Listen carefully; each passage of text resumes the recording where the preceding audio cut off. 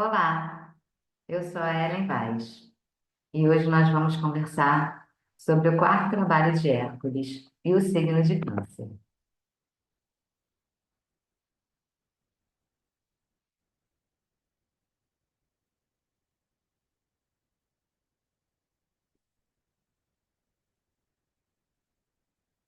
Conta a história que o grande ser falou. Submetei Hércules a uma prova que exija dele a mais sábia escolha. Envie-o a trabalhar num campo onde ele precise decidir qual a voz, entre todas as muitas vozes, lhe despertará a obediência em seu coração.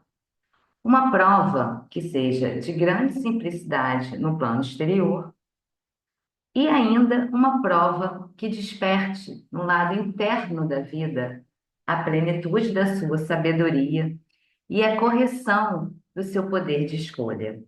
Que comece a quarta prova. Então, segundo descreve a lenda, o nosso herói postou-se diante dos pilares do portal e vislumbrou uma bela paisagem, onde no horizonte erguia-se o templo, o santuário do Deus Sol. Em uma colina próxima, percebeu a presença de um esguio cervo de galhada dourada, que o motivou o impulso de caçá-lo. Nesse momento, a deusa Ártemis falou-lhe aos ouvidos, dizendo que esse animal era dela. Em seguida, Diana, a caçadora, surgiu na frente de Hércules, dizendo que o servo era dela.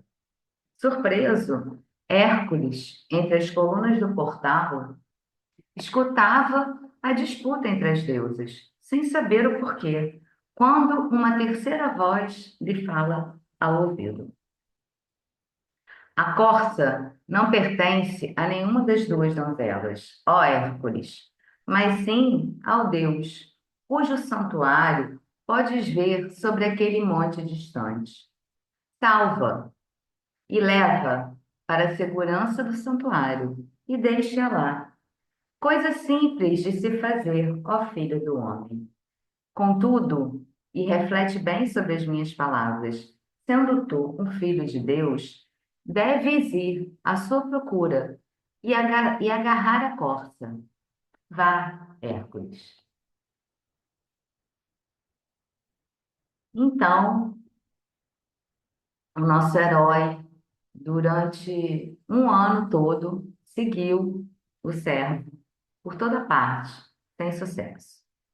Até que um dia encontrou à margem de uma tranquila lagoa, o servo repousando, já exausto pela fuga. E com uma flecha certeira, imobilizou o servo no pé. Nesse momento, Hércules pegou nos braços de encontro ao seu coração e exclamou: A corça é minha. E a voz autoritária que ele ouviu, dizendo que era para ele caçar a corça, lhe diz: Não, não é, ó Hércules. A corça não pertence ao filho do homem, mesmo embora sendo o filho de Deus. Carrega a corça para aquele distante santuário onde habitam os filhos de Deus e deixa lá com eles.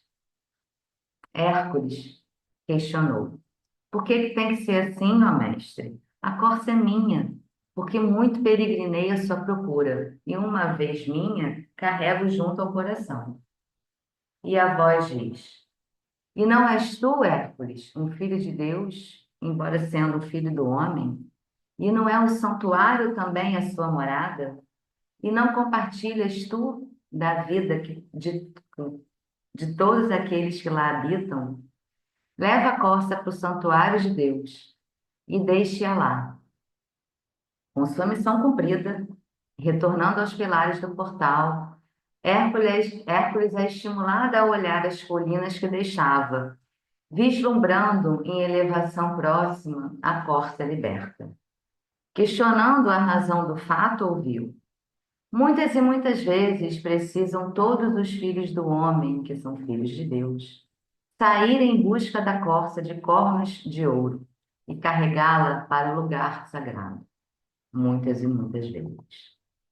O quarto trabalho está terminado, e devido à natureza da prova e devido à natureza da corça, a busca tem que ser frequente. Não te esqueças disso. Medita sobre a lição aprendida.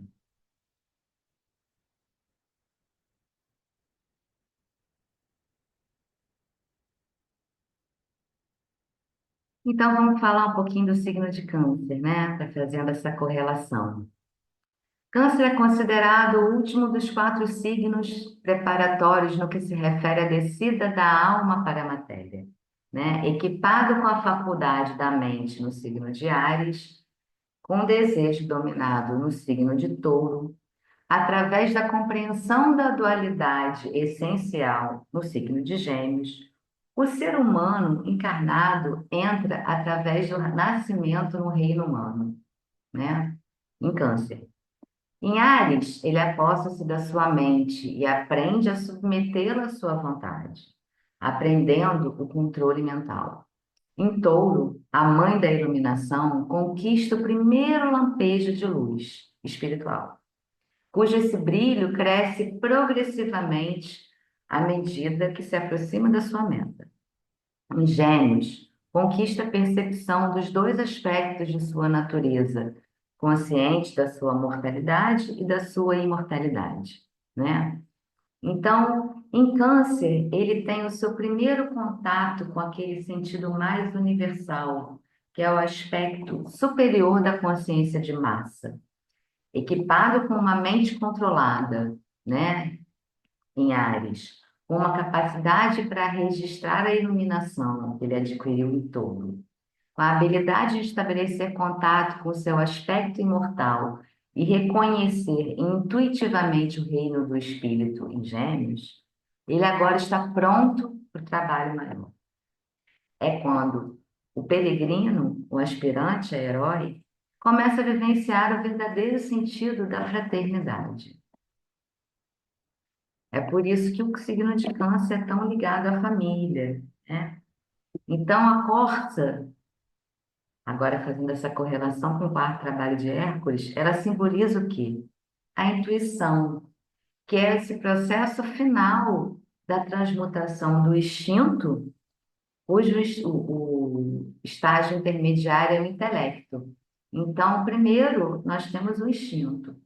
E aí, aguçando um pouquinho esse instinto, a gente trabalha a inteligência. E aí, já um pouquinho trabalhada a inteligência, a gente chega na intuição, né?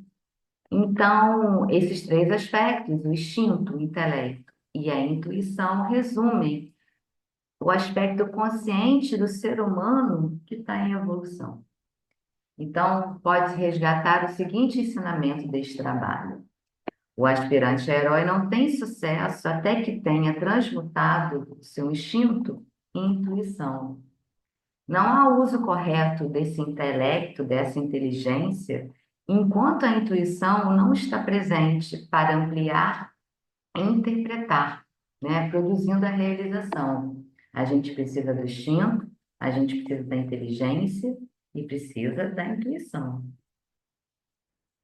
Então, o caranguejo, que é o símbolo do signo de Câncer, né, ele vive tanto na água como na terra. E por essa razão, né, simbolicamente, ele simboliza o quê? A alma, que é restrita ao corpo físico, mas vive predominantemente sua natureza emocional, né? As suas sensações, cuja representação é a água. Então, o canceriano está na terra, mas as emoções dele são sempre flutuantes, né? São sempre essa água.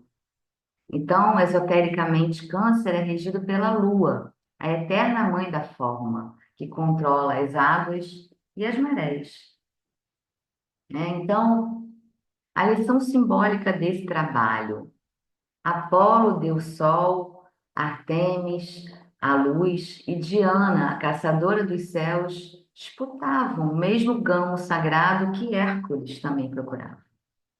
Então, como qualquer outra espécie animal, o homem traz em si a qualidade do instinto, assim como respostas instintivas ao seu meio ambiente.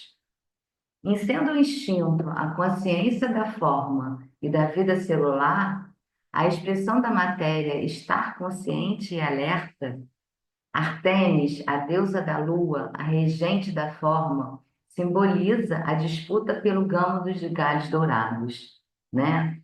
E a Diana já simboliza o quê? O intelecto. O homem, além de animal, ele é racional. E através do que a gente chama de mente, ele consegue analisar, criticar, alcançar respostas elaboradas intelectuais através desta faculdade de percepção que os outros animais não possuem. Eles possuem outro tipo de inteligência, né, que a gente vê que os animais têm alguma inteligência, mas não é essa percepção que nós humanos temos, né? A sua ascensão à racionalidade lhe permite, né, a evolução do instinto e intelecto. Através do instinto, ele toma consciência dos contatos físicos e das condições emocionais. E através do intelecto, percebe o mundo de pensamentos e das ideias. Então, Diana, a caçadora, simboliza esse intelecto, a razão pela qual ela também queria o cão dourado. Então, quando o homem Hércules alcançou o estágio de percepção instintiva e inteligente, a terceira voz indicou-lhe a existência de um outro mundo, um sentido, a intuição, do qual poderia tornar-se também consciente. Um mundo que tem o seu próprio método de contato e aparelho de resposta. Foi quando ele se acalmou naquele lago, ele conseguiu capturar o cervo, sem muito esforço, né? Quando ele acalmou as águas dele. Então, durante todo esse processo, Hércules não caçou somente a corça, um instinto ou um intelecto. Ele procurava algo a mais, que na verdade ele passou o ciclo da vida dele caçando, tanto que passou um ano, né? E finalmente ele captura e leva ao templo, aclamado pelo Deus Sol da intuição. Então, intuição é essa extensão da consciência, é um sentido de percepção altamente desenvolvido, né? Que dá a esse candidato a herói a visão de novos campos de contato, né? Que lhe mostram uma nova vida, uma nova forma de viver. Essa é a verdadeira intuição. Então, câncer, né? Fazendo mais uma vez, né? Indo lá e vindo aqui para a gente fazer esse paralelo desse trabalho. Falando agora um pouco de câncer, do caranguejo, elemento signo de água, né? A qualidade do canceriano é o quê? É essa sensibilidade no meio da massa. Então, ele vem para servir a massa, né? Então, as características de quem tem o Sol em câncer.